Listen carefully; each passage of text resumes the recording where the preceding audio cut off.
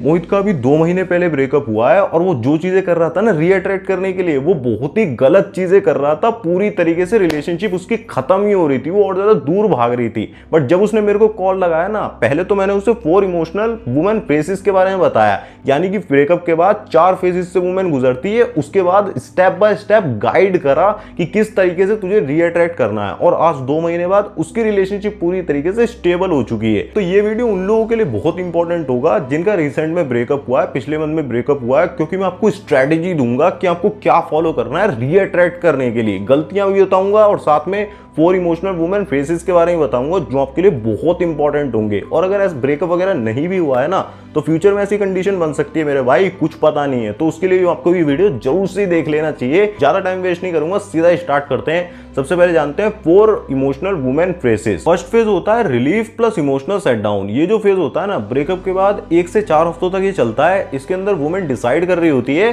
कि मुझे शांति मिली। बेसिकली वो बहुत ही ज्यादा स्ट्रेस फ्री हो जाती है, बहुत ही ज्यादा इमोशनली सेट डाउन हो जाती है। उसने आपको ब्लॉक कर दिया होगा, डिस्टेंस क्रिएट कर रही होगी। अगर आप कनेक्ट भी करते हो ना, तो बहुत ही ज्यादा कोल्ड बिहेवियर शो करती है। तो ऐसे में आपको कनेक्ट बिल्कुल नहीं करना है। इसके पीछे की साइकोलॉजी क्या होती है, बेसिकली अगर ब्रेकअप बहुत ही ज्यादा मजेदार नहीं रहा है ना, उससे पहले रिलेशनशिप इतना मजेदार नहीं था, तो अब वो ऐसा फील करती है कि काश मुझे शांति मिली, मैंने सारी चीजें खत्म कर दी हैं। उसके बाद वो ना ही आपको मिस कर रही होती है, वो इमोशनली डिटैच्ड हो रही होती है, इमोशनली पूरी तरीके से जा चुकी होती है। तो ऐसे फेज में आपको कनेक्ट करने की बिल्कुल जरूरत नहीं है। अगर आपको 1 से 1.5 महीना हो गया है, तो ये फेज आप ऑलरेडी पार कर चुके हो। सेकंड फेज होता है सेल्फ फोकस प्लस इंडिपेंडेंस। ये फेज 2 से 3 महीने तक चलता है। इसके अंदर लड़की बहुत ही ज्यादा इंडिपेंडेंट हो रही होती है, सेल्फ फोकस्ड हो जाती है, पूरी तरीके से खुद से प्यार करने लगती है। जैसे कि आपको स्टोरीज पर बहुत ही ज्यादा सेल्फ ऑब्सेस्ड वाली इमेजेस दिखने लगती हैं, बहुत ही ज्यादा वो जिसे कहते हैं इमेजेस को अपलोड करती है, सेल्फीज को अपलोड करती है, रोमांटिक सॉन्ग्स लगाती है, और साथ ही में वो न्यू अटेंशन के लिए बहुत ही ज्यादा ओपन हो जाती है।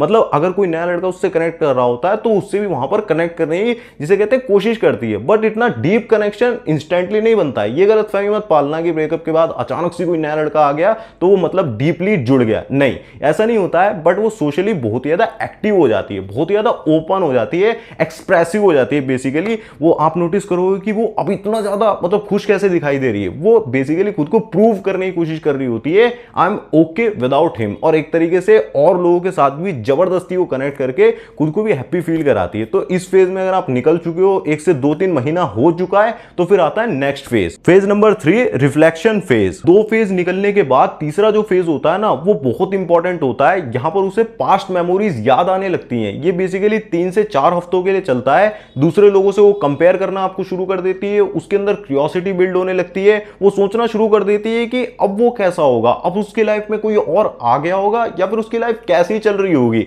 एक तरीके से जो उसके इमोशंस होते हैं वो ठंडे हो जाते हैं।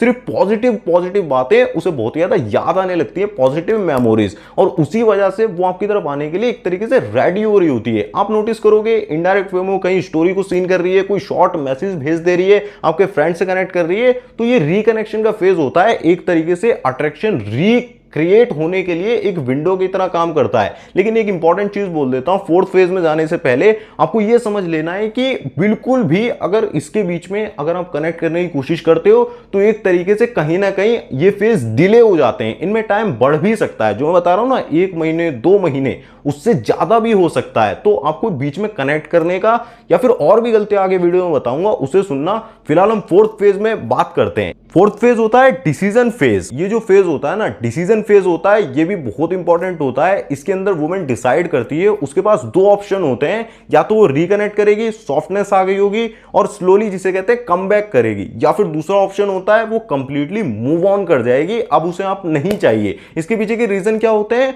आपने अपनी लाइफ में ग्रोथ दिखा दी, आप इन महीनों में बहुत ही ज्यादा अपर लेवल पर चले गए। सेकंड, या तो उसकी लाइफ में कोई दूसरा आ गया तो वो कनेक्ट नहीं करेगी। थर्ड, आपका उसके साथ पास्ट कनेक्शन कितना ज्यादा स्ट्रांग था। फोर्थ, आपने उसके ऊपर ब्रेकअप के बाद प्रेशर डाला भी है या फिर नहीं। इन्हीं सारी चीजों से उसके अंदर क्यूरियोसिटी बिल्ड होती है। अगर क्यूरियोसिटी बिल्ड नहीं कर पाए हो तो समझ लो कि कहीं ना कहीं आपने अपनी पर्सनैलिटी में चेंज नहीं किया है। क्या स्टेप्स आपको फॉलो करने हैं वो आगे वीडियो में बताता हूं। फिलहाल ये समझ लो कि फाइनल स्टेज होता है। इसके बाद अगर वो नहीं आती है, मतलब 3 से 4 महीनों के बाद, तो मूव ऑन करना ही आपके लिए बेस्ट स्ट्रेटजी होती है। फिर आपको वापस जाने की वहां पर कोई जरूरत नहीं है, क्योंकि उसका पास्ट और एक तरीके से वो चीजें जा चुकी हैं इन फेज के बाद। लेकिन मैंने आपको पहले ही बताया कुछ ऐसी गलतियां होती हैं, अगर आपने नहीं करी हैं तो ही ये चीज होती है। देखिए अब कुछ मिस्टेक्स के बारे में बताता हूं। Mistakes man always do after breakup. सबसे पहली चीज, आप दोबारा से रिकनेक्ट करने की कोशिश करते हैं। आप 1 वीक के लिए रुक जाएंगे, 2 वीक के लिए रुक जाएंगे। मैंने आपको बताया फेज जब तक चल रहा है तब तक आपको रुकना पड़ता है, बिल्कुल भी आपको रिकनेक्ट नहीं करना है। अगर आप करते हैं तो गलती हो जाती है। आप कोई सैड स्टेटस लगाते हैं, इमोशनली उसे पुल करने की कोशिश करते हैं, अपनी इंपॉर्टेंस बताते हैं, उसने कोई गिफ्ट दिया था वो लगा देते हैं, या फिर रिकनेक्ट करने के लिए उसके फ्रेंड्स से बात करते हैं फेक आईडी बनाकर, या फिर किसी भी तरीके से अगर कनेक्ट करते हैं तो उस वक्त सिर्फ आप उसके लिए बैकग्राउंड नॉइस की तरह होते हैं, जिससे वो दूर भागना चाहती है, इसे पूरी तरीके से कट डाउन करना चाहती है। अगर ये गलती आप करते हैं तो ये सारे फेज जो होते हैं चारों के चारों बहुत ही डिले होते हैं, और डिसीजन उतना ही ज्यादा डिले होता है, और हो सकता है कि वो कंप्लीटली मूव ऑन करने का भी फैसला ले ले। बहुत सारी गलतियां मैं आपको बता सकता हूं, जैसे कि बार बार उसकी प्रोफाइल को चेक करना, स्टोरी को सीन करना, उसके फ्रेंड्स से कनेक्ट करने की कोशिश करना, फोन नंबर से मोबाइल नंबर से कॉल करना, या फिर बहुत ज्यादा उसके ऊपर प्रेशर बनाकर धमकाकर भी। कई बार लड़के ब्लेम करते हैं तेरी सारी गलती थी, ये वो कैसे ना कैसे बस उसे अपनी लाइफ में लाना चाहते हैं। और यही सारी सेम गलतियां मोहित भी कर रहा था। मैंने उसको समझाया कि किस तरीके से तेरे को रिएट्रेट करना है, क्या स्टेप्स फॉलो करने हैं, वही मैं आपको बता रहा हूं। इनको ध्यान से सुनो, उसके बाद आपकी कहानी पूरी तरीके से चेंज हो जाती है। सबसे पहला स्टेप होता है नेक्स्ट 15 डेज के लिए पूरी तरीके से साइलेंस पे चले जाना है, डिस्टेंस बना लेना है, मतलब नो कॉन्टैक्ट पे चले जाना है। अब ना ही सामने से मैसेज करोगे, ना ही फेक आईडी से व्यू करोगे, ना ही एक तरीके से उससे कनेक्ट करने की कहीं से भी किसी रास्ते से भी कोशिश करोगे, क्योंकि जब आप साइलेंस को क्रिएट करते हो ना, वहीं पर उसके दिमाग में क्यूरियोसिटी बिल्ड होती है। लेकिन अगर आप हमेशा ही विजिबल रहोगे, अवेलेबल रहोगे, तो क्यूरियोसिटी डाई हो जाती है, बिल्कुल खत्म हो जाती है। तो 15 दिनों के लिए अपने आप को बिल्कुल शट डाउन कर दो। बहुत सारी प्रॉब्लम आएंगी, आप कहोगे कि मैं तो अभी ब्रेकअप हुआ, बहुत ज्यादा इमोशनल हूं और मेरे को बहुत ज्यादा बात करने का मन करता है। भाई समझो, अगर अभी आप उससे कनेक्ट करते हो तो उसे आपकी वैल्यू फील नहीं होगी, उल्टा वो आपको लो वैल्यू समझकर और ज्यादा दूरी भागेगी। मैंने कहा ना, आप बैकग्राउंड नॉइस की तरह लगोगे, जिससे वो इरिटेट होगी।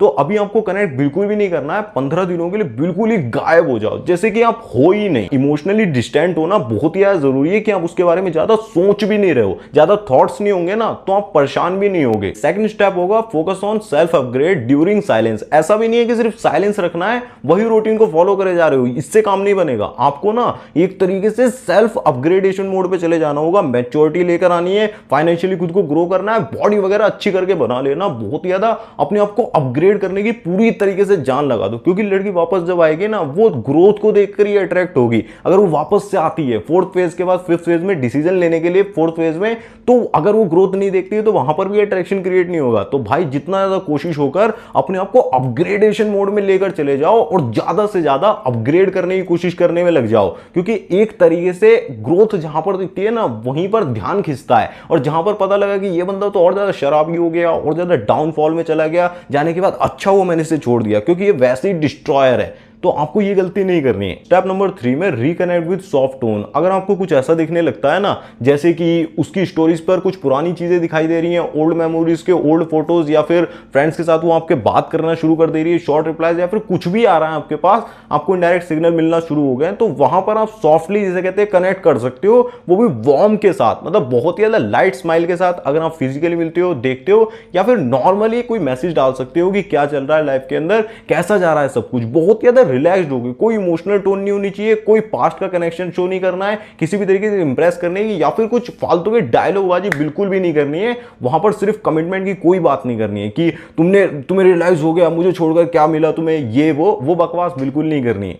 ठीक है, एक तरीके से जब आप सॉफ्ट टोन में रिकनेक्ट करते हो तो बहुत ज्यादा हाई चांसेस होते हैं, अगर आपने सारी चीजें सही से करी होंगी तो वो आपसे कनेक्ट करने के लिए दोबारा से रेडी होगी। लेकिन अगर ऐसा नहीं होता है तो भाई यहां पर सबसे तगड़ा मैस्कुलिन मूव मैंने आपको बता दिया है। अगर ऐसा कुछ भी नहीं दिखता है, 2-3 महीने हो गए, उसकी लाइफ में और भी लोग दिख रहे हैं, तो भाई फाइनली वॉक अवे करने के लिए ना वो वाले गट्स भी अपने अंदर लेकर चलो। ऐसा नहीं कि आप एडिक्टेड हो गए हो तो मैं तो 2-3 महीने हो जाए और 4 लोगों के साथ देख लूं, 5 लोग तब भी वॉक अवे नहीं करूंगा। नहीं, वॉक अवे करने के लिए हमेशा रेडी होनी चाहिए आप। आपकी एनर्जी वही बोलती है कि ये बंदा खुद को लेकर बहुत ही ज्यादा सिक्योर है कि हाँ मैं अपनी लाइफ में कुछ कर रहा हूं, ग्रोथ कर रहा हूं, या फिर बहुत ही ज्यादा अच्छे से जा रहा हूं, तो मेरे को कोई कोई और मिल ही जाएगा। तो वॉक अवे करने के लिए भी आपको रेडी रहना है। तो फाइनल मैसेज इस वीडियो का यही होगा कि सबसे पहले मैंने आपको ये बताया 4 इमोशनल फेजेस होते हैं वुमेन के। सबसे पहले वो रिलीफ पर जाती है, फिर उसके बाद वो सेल्फ रिफ्लेक्शन पर जाती है, सेल्फ फोकस पर जाती है, फिर एक तरीके से उसके अंदर रिफ्लेक्शन क्रिएट होता है, फिर वो डिसीजन लेती है। तो इन चारों ही चीजों में आपको उससे कनेक्ट नहीं करना है, उसको टाइम देना है, स्पेस देना है।